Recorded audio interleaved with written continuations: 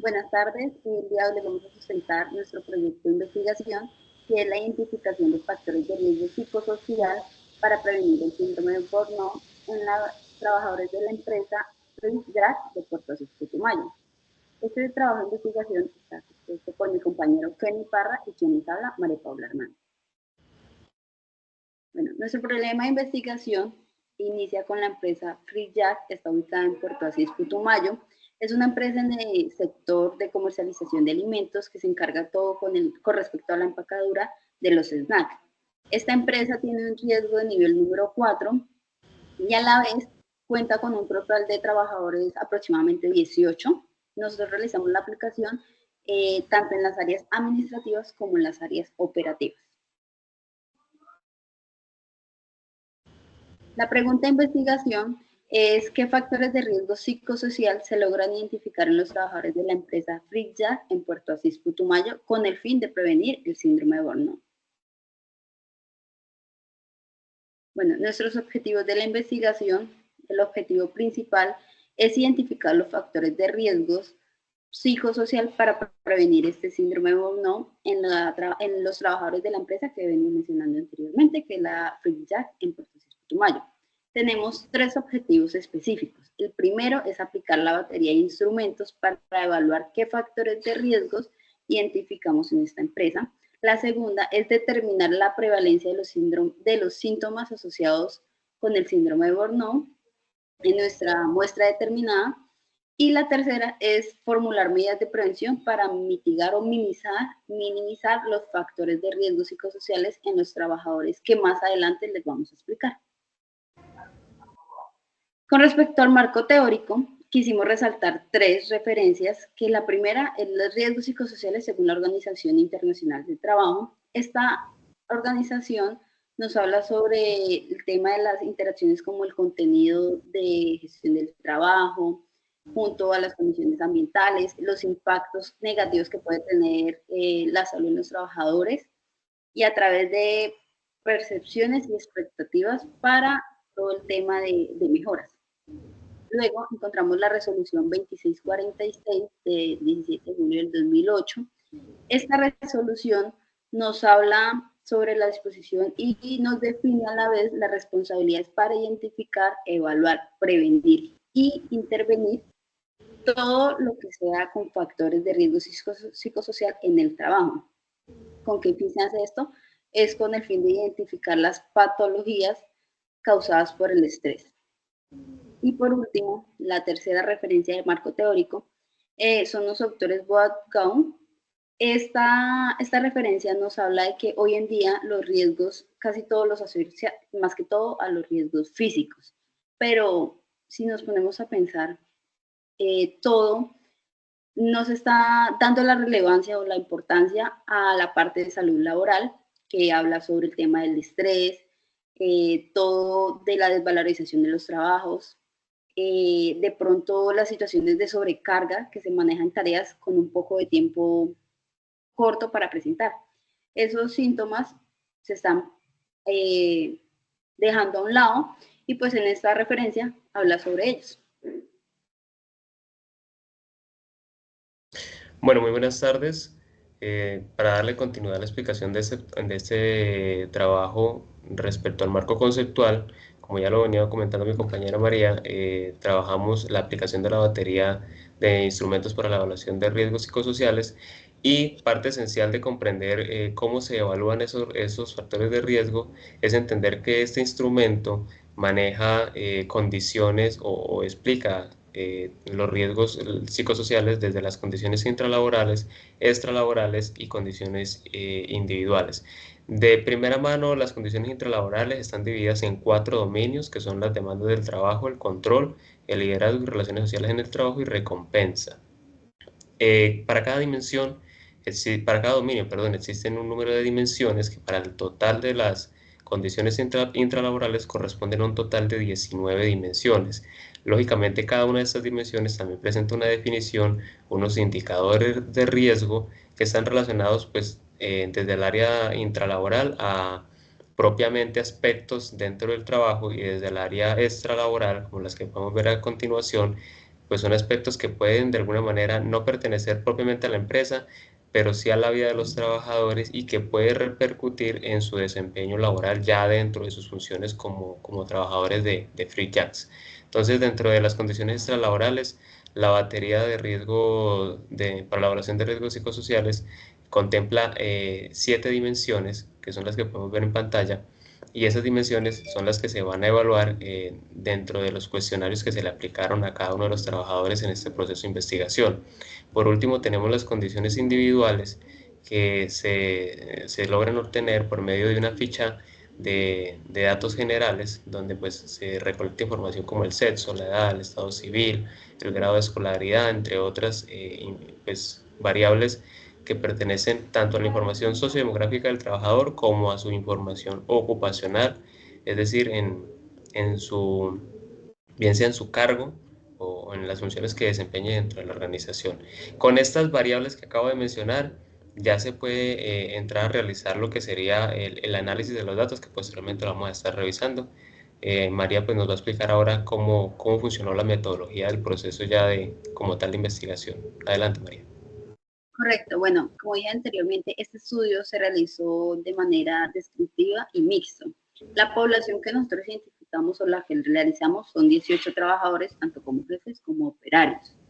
Se realizó en 4 fases. La primera fase fue la administración de cuestionarios, la segunda la realización de generalización de reportes, la tercera el análisis de los datos y por último la acción de control y mejora que se presentarán. Bueno, ya entrando como tal en el desarrollo de las fases, María, por favor, explícanos primero los niveles de riesgo para poder entrar a explicar cómo desarrollamos cada una de esas fases y qué resultados obtuvimos. Adelante, María. Correcto, la situación de niveles de riesgo se divide en 5: sin riesgo, riesgo bajo, riesgo medio, alto y muy alto.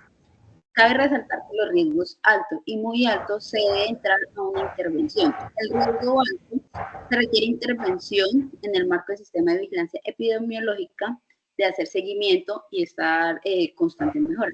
Mientras que el riesgo muy alto, la intervención debe ser inmediata.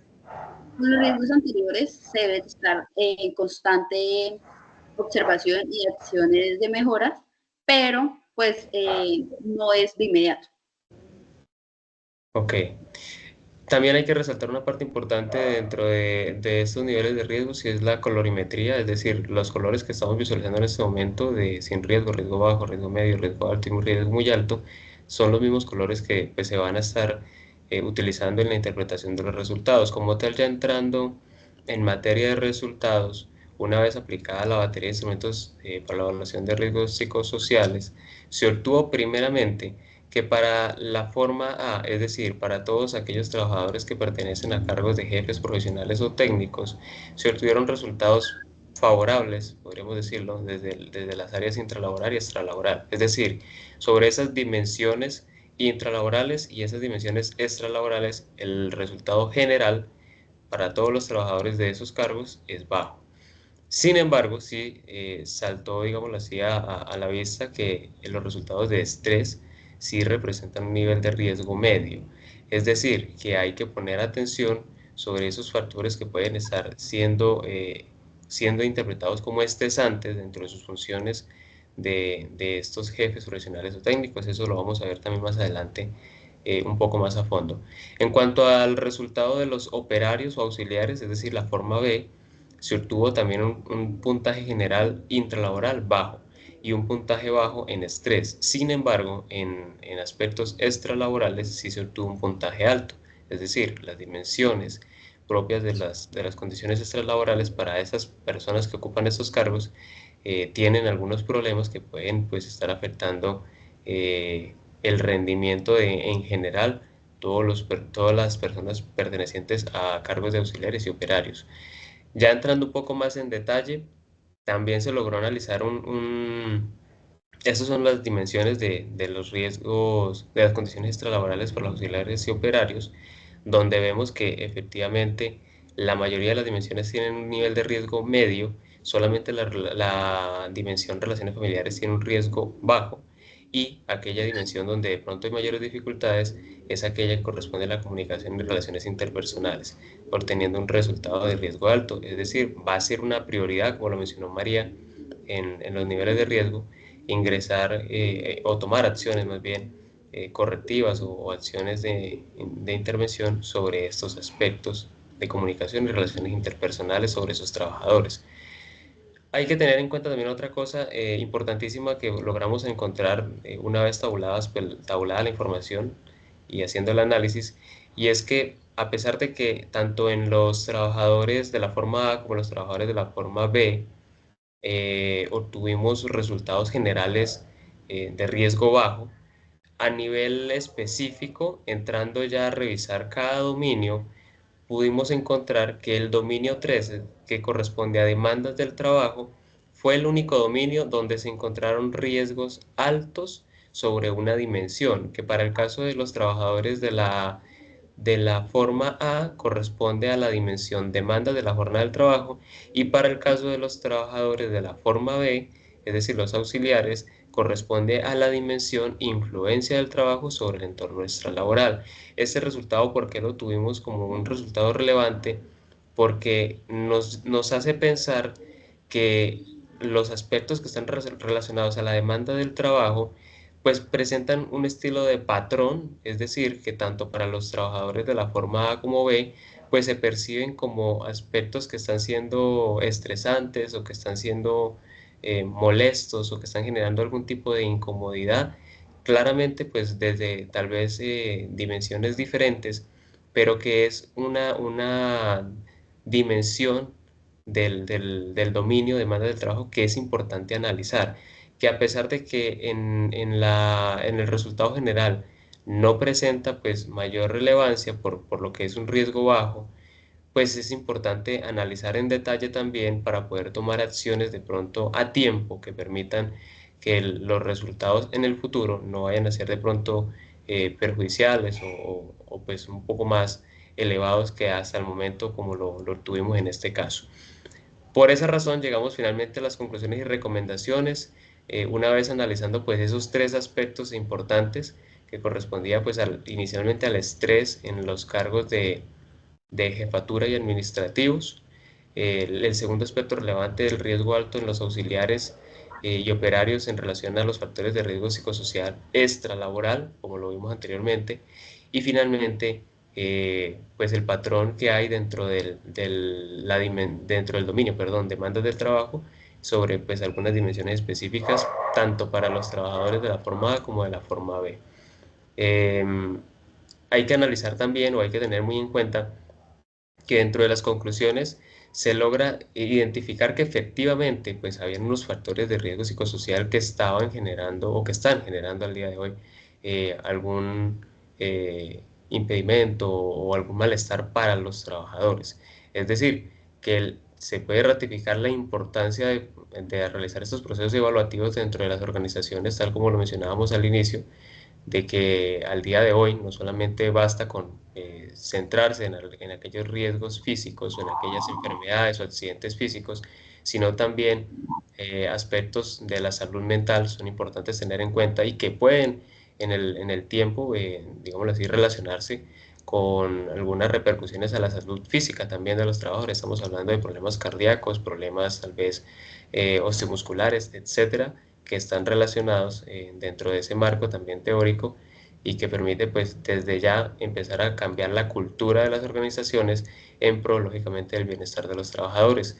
Ya finalmente como acciones de control y mejora que se le proponen a la empresa y que se proponen dentro de este proceso de investigación es poder implementar talleres de capacitación, bien sea de manejo de estrés, por ejemplo, para el caso de los trabajadores de jefatura y administrativos, de habilidades blandas, de habilidades técnicas también, que le permitan a los trabajadores poder desempeñar mejores sus funciones, talleres de mindfulness, es decir, talleres que permitan poder integrar no solamente a cada área por separado, sino también las áreas en conjunto, asesoramiento psicológico personalizado para cada trabajador, también es cierto que hay que analizar en detalle cada uno de los trabajadores, entonces ese asesoramiento puede también ser una herramienta clave para poder mejorar las condiciones tanto intralaborales como extralaborales en relación a salud mental.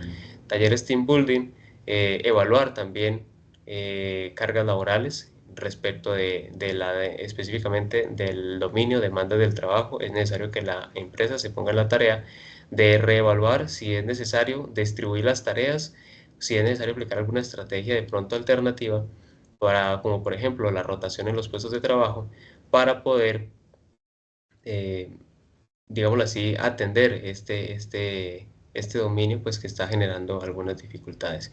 Esas finalmente son las recomendaciones que se le hacen a la organización y pues las conclusiones que nosotros logramos obtener de este trabajo de investigación. Agradecemos inmensamente la atención a esta sustentación. Muchas gracias. Muchas gracias, feliz tarde.